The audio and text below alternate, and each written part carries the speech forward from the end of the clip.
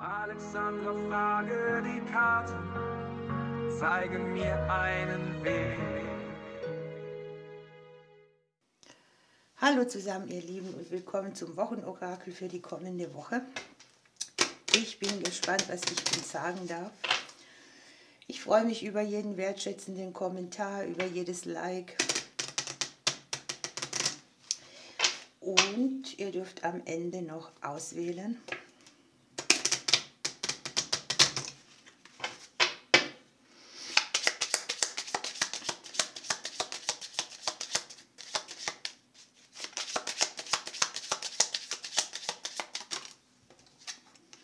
Es geht um die Liebe, um Herzensangelegenheiten. Möglicherweise ist der ein oder andere auch dabei, Sachen auszusprechen, die einem am Herzen liegen. Es geht um Selbstliebe-Themen, es geht um den Selbstwert. Ich habe so das Gefühl, dass man hier das Herz wieder öffnet, seelisch ausgeglichener ist. Man ist im Flow, man hat Herzensangelegenheiten und Selbstwert und Finanzen so ein bisschen im Blick. Man investiert etwas in sich. Es kann jetzt sehr viel um das Gegenüber gehen, vielleicht auch Konflikte mit dem Gegenüber. Ich meine, das eine ist ja klar, ne? Wenn du hier Selbstwertthemen hast und es geht um die Wertigkeit oder um deinen Stellenwert, dann kann sich das auf das Gegenüber schon mal mit Konflikten auswirken. Aber es kann ja auch tatsächlich sein, dass Konflikte Klarheit bringen, dass Konflikte richtungsweisend sind. Reisen stehen unter einem guten Stern, alle Dinge, die mit dem Ausland zu tun haben. Es heißt hier vielleicht auch, wenn du irgendetwas hast, was ein Lebenskonflikt ist, ein Konflikt mit der Vitalität, dann sei dir das wert und weise es durch. Guck mal, jetzt haben wir hier die Sonne noch dabei, es ist wunderbar. Die Sonne legt sich ins Haus der Schlange, das sind genesende Energien, das sind die Qualitäten, wo man repariert, sich selbst, seine Seele. Die Karte korrespondiert auch mit den Fischen. Es kann jetzt natürlich auch seelische oder finanzielle Genesung irgendwo sein. Man fühlt sich erquickter, man hat mehr Lebensenergie. Es ist ein bisschen so, dass Anfang und Ende sind. Wir haben Neubeginne aus Stagnation raus. Wir haben tatsächlich, dass Liebe und Freundschaft eine Rolle spielen. Beim einen oder anderen kann aus Freundschaft Liebe sein. Oder man hat ja auch so Seelengefährten, ne? Gespräche mit Seelengefährten, die irgendwelche Trostpflaster mitbringen, Wertschätzung von anderen. Treffen mit Freunden, Treffen mit Seelengefährten, sowas alles. Man guckt wieder in die richtige Richtung. Man erkennt seine Hindernisse.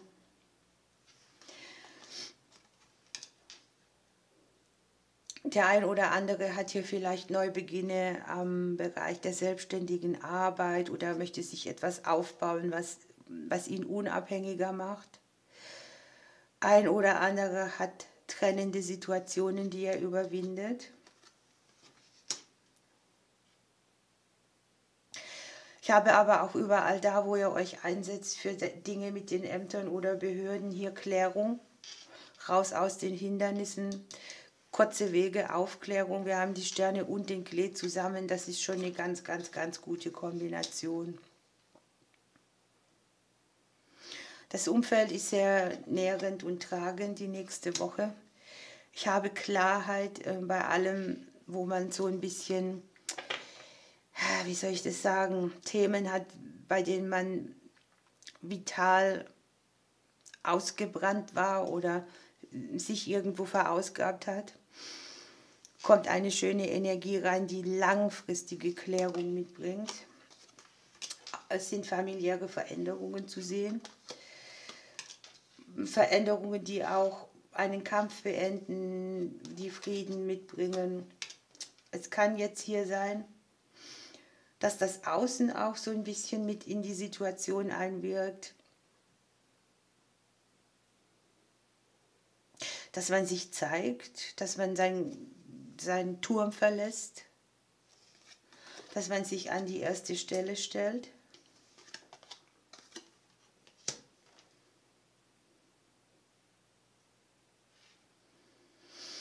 Das, was ich hier in der Mitte habe, ist wirklich sehr schön. Das ist eine Energie, das geht an alle, die Nähe- und Distanzthemen haben, die lange an sich gearbeitet haben, die immer wieder Mauern und Grenzen gesprengt haben und sich von Hindernissen haben nicht ausbremsen lassen. Man sieht in der Mitte im Prinzip eine Situation, da hat man Umwege gefahren, aus denen jetzt etwas Gutes rauskommt. Für viele ist es im beruflichen Bereich, für manche kann es sein, dass sie auch von Ämtern unabhängiger werden. Hier für mich ist das Arbeitsamt oder ja, irgendwelche Sachen, die man mit Arbeit und Amt oder Behörde hat oder auch an denen man lange gearbeitet hat.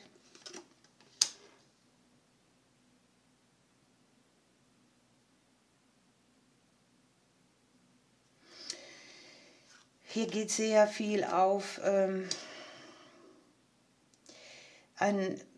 wie nenne ich das? Manchmal ist es ja so, du kommst an Hindernisse und du weißt nicht warum. Du tust und machst und fährst jeglichen Umweg und erklimmst jeglichen Berg und es ist irgendwie wie vergebene Mühe. Aber hier kommt Auflösung durch das Außen, durch einen ganz, ganz, ganz anderen Weg als bisher gedacht.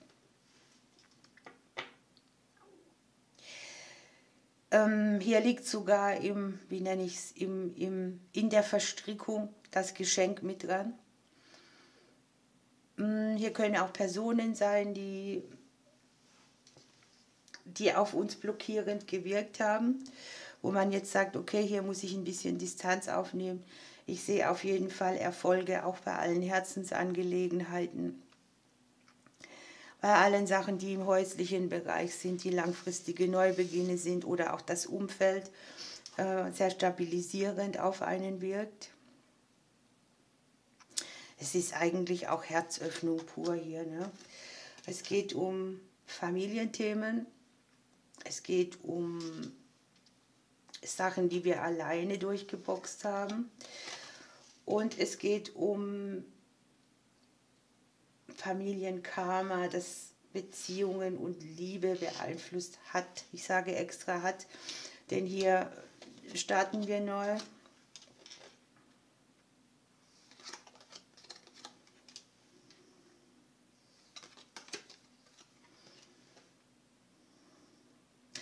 Es kann ein bisschen herausfordernd sein in allem, was hier gebunden ist oder Beziehungsdinge mitbringt. Wie gesagt, hier oben sind Selbstwertthemen und wenn man sich selbst wieder in die erste Reihe stellt, dann ist es eben für alle anderen ein bisschen blöd. Aber das ist das, was ich hier sehe. Es kann sich auch über den Beruf oder die Berufung oder die Arbeit zeigen, ne? Dass man hier Grenzen setzt, dass man sagt, so hier, das möchte ich nicht mehr. Man macht Schnitte und sorgt so für Veränderungen.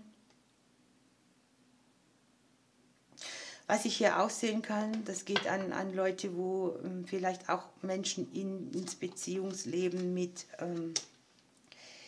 eingrätschen. Können Personen aus der Vergangenheit sein, die hier eine Rolle gespielt haben. Eifersüchteleien, Konkurrenz, sowas alles. Und genau dieses Konstrukt möchte hier aufgelöst werden.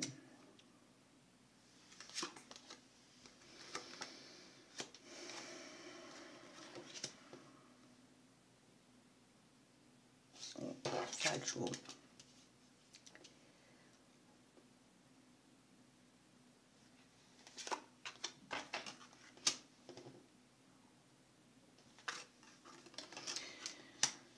Wir haben Wege, die bringen sehr viel Umbruch mit im Bereich des Berufs, der Berufung, in allen Bereichen, wo sich viel Hindernisblockaden, Umwege gezeigt haben. Hier ist tatsächlich auch so, dass man etwas vielleicht mal beendet, das nicht zielbringend war. Man verändert im Prinzip so, dass man ein schicksalshaftes Geschenk daraus macht. Es kann sein, dass auch diese Umbrüche sehr schnell angestoßen werden.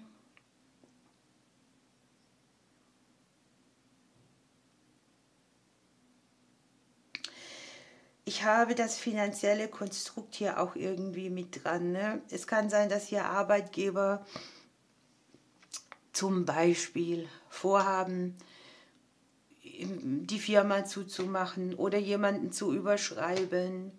Und das wirkt sich dann auf die Situation aus. Es kann sein, dass du irgendwo arbeitest, wo der Vermieter der Städte, wo du arbeitest, andere Bedingungen stellt oder das Gebäude veräußert wird. Das ist jetzt sehr speziell, aber ich kann es eben erkennen. Also es sind Umstände, da sind andere Personen involviert, die hier irgendwie auch als, ich möchte jetzt nicht Chef sagen, aber die hier irgendwo einen höheren Posten haben. Und da kommt der Umbruch her. Ne? Angenommen, du hast dir ein Zimmer gemietet und machst da deine Arbeit, könnte es da sein oder also an den äußeren Umständen liegt, aber man sieht es hier auch sehr viel für das Gegenüber. Es kann sein, dass wir hier Verluste ausgleichen oder sehr, sehr schnell Fahrt reinkriegen in Hindernisse oder in Sachen, die einen neuen Weg brauchen. Nehmt es wirklich als schicksalshaftes Geschenk und als schicksalshaften Weg, denn es ist hier dafür mitverantwortlich, dass man so, wie nenne ich das, eine ganz neue Möglichkeit kriegt, die hier allerdings noch mit Konflikten einhergeht oder wo man sich durchboxen muss, aber es ist am Ende sehr erlösend für alle. Wir selber liegen im Haus des Mondes, das ist auch so, dass man da ein bisschen empfindlich ist oder ja, dass emotional sehr viel los ist. Aber wir haben hier auch sehr viel Veränderung auf den Emotionen an sich drauf. Hier ist sowas wie Hellsichtigkeit, ausgleichende Energie. Der Mond liegt im Haus der Sonne, er spiegelt mit der Sonne. Man kommt vielleicht aus irgendeinem Tief raus oder denkt wieder positiver. Man erahnt, dass hier Veränderung kommt, die vielleicht herausfordernd ist oder so nicht gewollt, aber an sich im Gesamtkonstrukt einen neuen Weg bietet, der allen dient.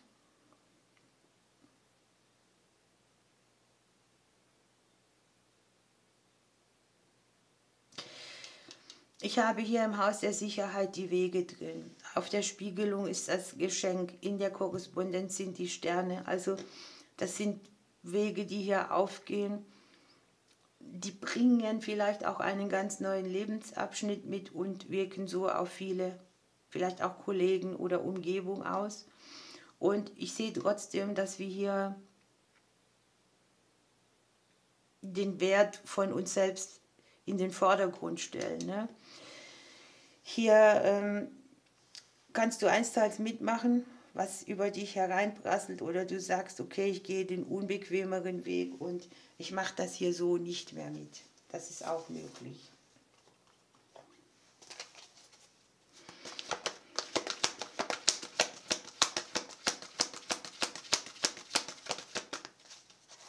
Es könnte hier zum Beispiel auch gerade der Fall sein, dass du irgendwelche Räume gemietet hast und die Vermieter sagen jetzt so, der Raum kostet jetzt so und so viel Geld mehr, ne? Und du sagst, nein, das möchte ich nicht und du beißt dich da durch oder sagst, okay, dann gehe ich halt weg oder such mir einen neuen Weg, eine neue Bleibe, eine neue Sache, die mich in Zukunft vielleicht auf andere Weise nähert, aber hier muss man auch nicht alles mitmachen, ne, was man hier vor die Nase gesetzt kriegt. Oder besser gesagt, man ist es sich wert, sich da nicht so reinzuhängen. So, wir haben den Maulwurf und hier hat sich der Skarabäus noch umgedreht. Das passt sehr gut, denn der Maulwurf bringt eine festgefahrene Struktur ins Auflösen. Wir gucken hier in den Mond, dass sie die Psyche, die seelische, die Sachen, die Intuition sehr hoch und der Maulwurf benutzt seine Sinne, um seinen Weg frei zu schaufeln. Die Karte beschreibt es eigentlich sehr gut, denn sie sagt, irgendwo bist du vielleicht Spielball geworden und du merkst es jetzt und stellst dich deshalb den Dingen für dich. Der Maulwurf bringt auch Wege mit und Erkenntnisse, die man so noch nie gesehen hat. Erdung ist vielleicht auch wichtig und es geht ein bisschen darum, seine Sinne zu öffnen und seinen ureigenen Platz zu finden. Ich meine, einstens ist es ja so, ne? Wenn dir das Außen Situationen präsentiert, bleiben wir mal bei dem Beispiel, das ich hier sehe, ein Gebäude wird teurer, es kann natürlich auch die eigene Wohnung sein, dann denkst du vielleicht, das machst du jetzt nicht mehr mit, das zahlst du jetzt nicht mehr mit, du planst einen Umzug und bist nachher an einem viel besseren Ort und um das geht es hier zum Beispiel. Ne? Das ist ein Kollektiv, ihr wisst das. Und ja, der Skarabäus, der kündigt eine fruchtbare Phase an und das Leben möchte in einen neuen Glanz. Und ich sehe einfach auch, dass man hier sozusagen aus Mist Gold machen kann. Also nimm das, was hier schlecht ist und mach es zu etwas Besserem. Das ist so das, was das Kartenbild hier mitgibt für die nächste Woche. Ihr Lieben, danke fürs Zuhören. Bleibt noch dran für eine kleine Wocheninspiration. Ich drücke euch und bis bald. So, hier bin ich wieder.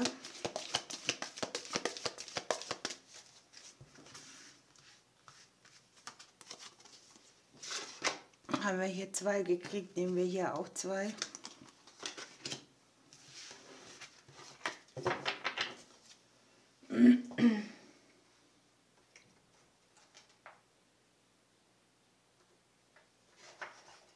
Na.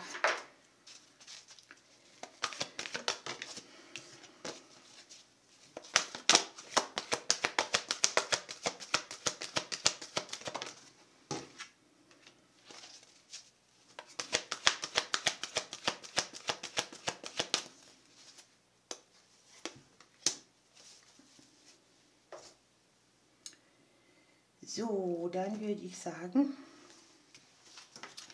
wir nehmen noch eine und dann dürft ihr wählen.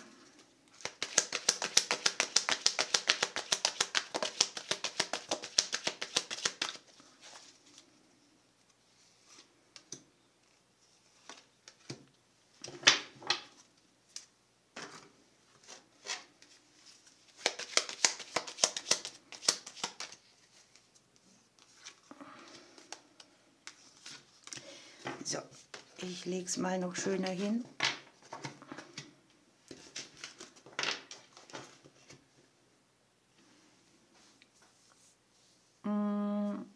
Ich nehme diese Seite. So, was haben wir? Ich brauche meine Brille. Wir haben hier, dass wir die Menschen in der Umgebung annehmen sollen. Ja, das ist ja so ein bisschen das Pendant zu dem, was wir im großen Blatt hatten. Ne? Möglicherweise ist es so, dass es wichtig ist, dass wir uns mit Menschen umgeben, die unterstützend sind, die unsere Glaubenssätze teilen. Und das ist auch das, was wir, glaube ich, sehr gut verstehen in der neuen Woche. Hier möchte sich etwas befreien, etwas möchte frei sein, man möchte sich neu ausprobieren, man spürt die Herzenssehnsüchte und man stellt sich eben auch mal in der ersten Reihe. Hier ist es so, dass man die Vergangenheit vielleicht ein bisschen verklärt. Hier ist es auch so, dass Menschen, die man in der Vergangenheit im Leben hatte, wieder auf einen zukommen können. Kinder könnten ein wichtiges Thema sein oder das innere Kind an sich. Dann haben wir hier, schütze deine Energie. Ne? Wenn etwas lang ist oder zäh ist oder lange dauert, dann ist es hier so, dass man hier um Schutz bittet, damit etwas ein schnelles Ende findet oder ein schnelleres Ende. Wir haben hier Amorspfeil, passt zum großen Blatt. Ne? Das Herz wird irgendwie wieder geöffnet, man fühlt sich den Herzensangelegenheiten hingezogen. Und wir haben hier Briefe, sind Worte der Seele. Manches lässt sich leichter ausdrücken, wenn man es aufschreibt. Wunderbar. Vielleicht bekommt der ein oder andere auch einen Liebesbrief oder sowas, eine schöne Nachricht. Das Herz lag im großen Blatt auch im Hause des Reiters drin. Ihr habt Kreativität und Fülle. Ihr dürft handeln, ihr dürft zu dem erwachen, was ihr wirklich seid. Können hier Projekte entstehen, wo ihr eure ganze Leidenschaft, euer ganzes Herz reingibt. Und da macht man aus den Dingen, die man hat, aus den Gaben und Talente eben mehr. Das ist damit verbunden, dass man irgendwo an einem Platz Ordnung schaffen muss, dass man weggibt, was einen zustopft oder was unordentlich ist.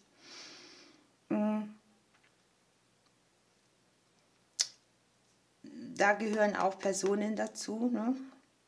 Geben und nehmen, welche die immer nur ziehen und nie was zurückgeben. Aber es ist auch eine Zeit, wo Humor und Lebenserfahrung einfach gut in die Karten spielen.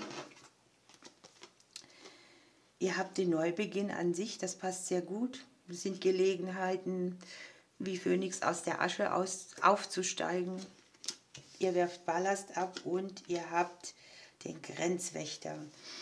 Hier darf man mal gucken, wer im Alltag allzu gern unsere Grenzen überschreitet oder gedankenlos damit umgeht. Passt zum großen Blatt und hier auch für sich einstehen und sich die ganzen Sachen ein bisschen leichter machen. Ihr Lieben, ich wünsche euch eine schöne Woche. Ich drücke euch bis bald.